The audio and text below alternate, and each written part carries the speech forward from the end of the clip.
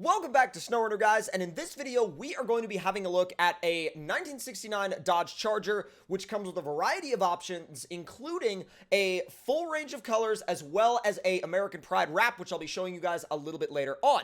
Now, there's really not all that much variety in the performance customization. However, there is adjustable suspension, and as you'll see a little bit later, we're going to actually take this thing out to the track and see how it does there, because I've driven it a little bit already, and I gotta tell you, it's really fun to drive. Like, really well balanced, really fun to drive, and I think you guys are going to have a blast with it. So, let's go ahead and make a quick run through of the customization options. Engine option is going to be a 440, which really that's the only option. And gearbox, there's one gearbox. Suspension, there's one suspension. And you have these BFG MTs, and those are your only tire options. You have one winch, and that's it. You literally cannot change anything in the performance customization. But that's okay. I don't really see anything wrong with that because I've driven it, and it's set up super well. You have one wheel option, and then here's where you get to the different paint jobs. So this is the American Pride wrap, as well as your full range of colors ranging from pretty much everything. And what's really cool about this is the fact that none of the colors look dull or washed out as you see on some mods. Like, all of these colors are like fully vibrant, and the color you see on the left side there in the color change menu is actually like directly the same color that you'll see on the car. And I think a lot of people don't really give this car enough credit to how good it looks in a variety of colors, even if it didn't necessarily come from the factory in said color. Now, I think for this one, I'm kind of back and forth on whether or not I want to run like just the clean red, or if I want to go ahead and run the American Pride wrap. I think I'm going to go ahead and do that because, dude, like, you got a freaking bald eagle on the hood. It works. Although I will say, I wish we could throw some stuff on the dash. I kind of do, but it's one of those things that if you go to the interior customization, it just kind of sits down by the shifter and doesn't really do anything. But with that being said, let's go ahead and leave the garage, and we're going to go ahead and load it up on the trailer.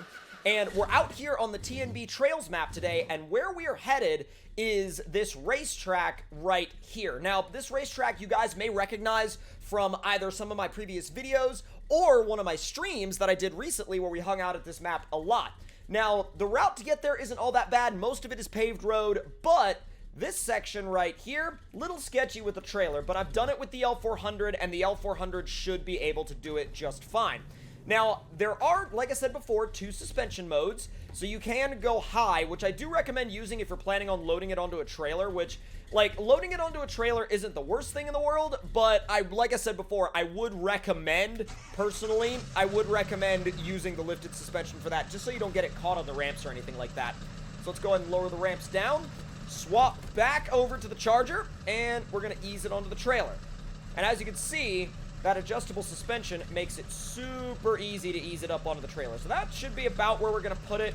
Maybe a little further forward, but not much. Right about, that's a little further than I wanted it to be. Back.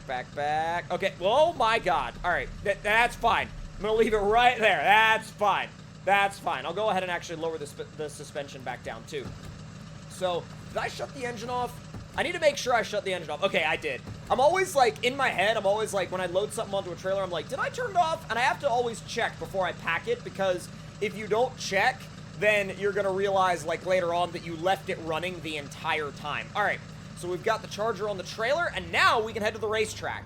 Now, like I said before, this map is TNB Trails, and I believe the map is available on consoles as well if you guys would like to check it out. And the tow rig that I'm using is Lime's L400, and the trailer I'm using is Red's Gooseneck. So both of those are, at the time of recording this video, both the L400 and Red's Gooseneck have been submitted for console approval, but have not actually made their way to consoles yet. However, if you're watching this in the future, they may or may not be available. It's just kind of one of those time will tell type things. Drop her off right there.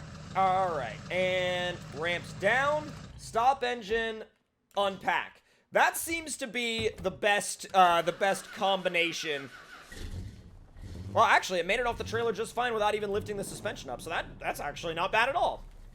All right, so let's go ahead and back up just a little bit to about here, and I'm going to raise the suspension just that way we won't get the bumpers caught, like, literally constantly. And 3, 2, 1, go! All right, let's see what it can do.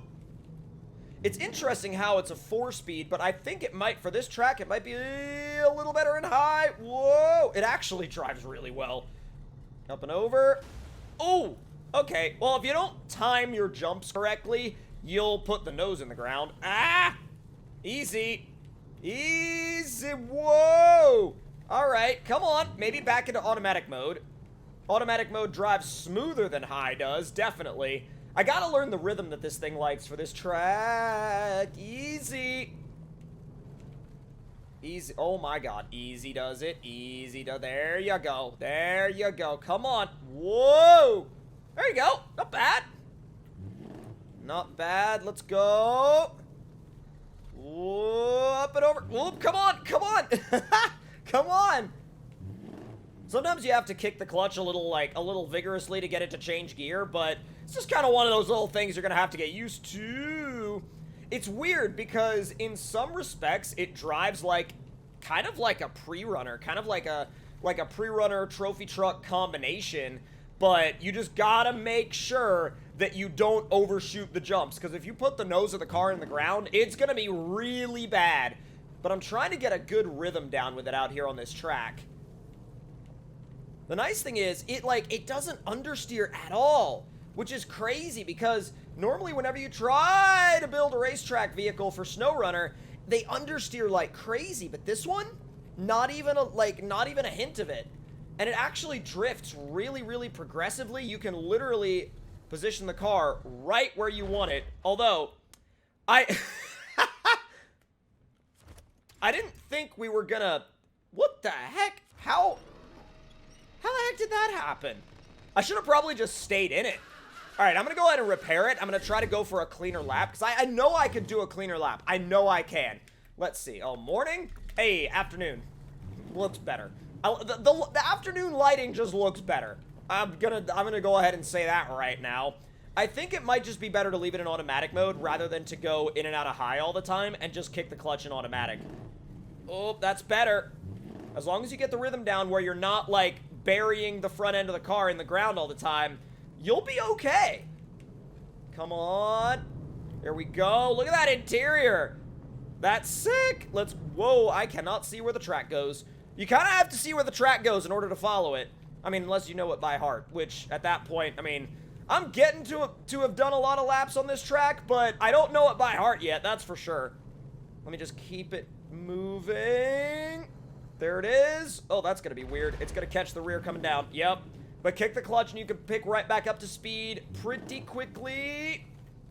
Not bad. Not bad. Here we go. Here we go. Here we go. Not bad. It, again, like I said, it handles, on a racetrack, it handles like an off-road race truck. And I don't know how else to describe it other than it handles literally like a very well put together off-road race truck. And, dude, can you imagine 4 of these things racing on this track? That would be, that would be incredible to do with friends. That would be so much fun. I need to get Diesel Addict out here to race with him, because maybe Diesel Addict and, 1 or 2 of my other moderators, that would be wild. Whoa! But, that would be incredibly fun to do with friends. Let's see if I could do this without burying the back end of the ground. Nope! It does that every time. Every freaking time it does that. It's fun, though. It's an absolute blast to drive. Let's see. All right, let's repair it again. And now that we're here, let's see how it does in low mode. Because the low mode is a little, I won't say, finicky, but I will say kind of wonky. I mean, it may handle the jumps better or worse. I'm thinking worse. But, again, it's all about, well, I think I dragged the bumper a little bit there. So I would definitely recommend, maybe for other tracks, you could do it in low suspension mode. But on this track, I would absolutely recommend staying in high mode on the suspension. But nonetheless, I told you guys I would do a full lap in low mode. So, okay, ooh. It's definitely happier to rotate into the corners on low mode. And it seems to stay more level off of the jumps in low mode as well. Easy. Oh, ow. Oh my god. If you get it wrong, though, it's much worse. It's kind of one of those things where it drives better. in low mode, but the penalties for getting a jump wrong are much higher in terms of, like, how badly you'll damage the vehicle and how much it'll slow you down, especially if you're in a race situation. Gotta creep up to this one and then get into it going over, because if I don't do that, it will be really bad. But look at that, like, little progressive slide, progressive drift, easy to drive. Like, that's the biggest thing that I keep coming back to about this thing. Like, on a racetrack, easy to drive. Look at that, easy to drive, easy to drift. You just give it a little bit of turn in and then, like, a little bit of counter steer on the way out, and you're good to go. There's nothing that it doesn't like to do about, whoa, unless you get it wrong like that. And then it gets bad real quick. And now it's upside down. But it's not upside down anymore, so we're all good. Don't worry about it. It's fine. Don't worry about it. It's just fine. It's all good. It's all good. Now, for some contrast, we're going to shut that thing off. We're going to switch to the L400. We're going to fire it up. And we're actually going to go ahead and just, like, because we're here and because we have dev tools, I'm just going to delete the trailer. And now I'm going to go to the race suspension, which you guys know very well with this thing. Race suspension, built engine, and race gearbox. Now, this is a very, very, very different feel compared to the Charger. However, I'm just going to do literally a full, like, flat-out comparison between the Charger and this in terms of driving style, because it's going to be a very different driving style. So now that I've shown you guys how the Charger does around the track, let's see how go the direction you're supposed to go. Let's see how the L400 does around the track. In 3, 2, 1, go! It launches hard, that's for sure. Now this, it might actually be better to keep it in high, because whoa, maybe not! Oh, God. Oh, baby. Oh, geez, that's too much. Hold on.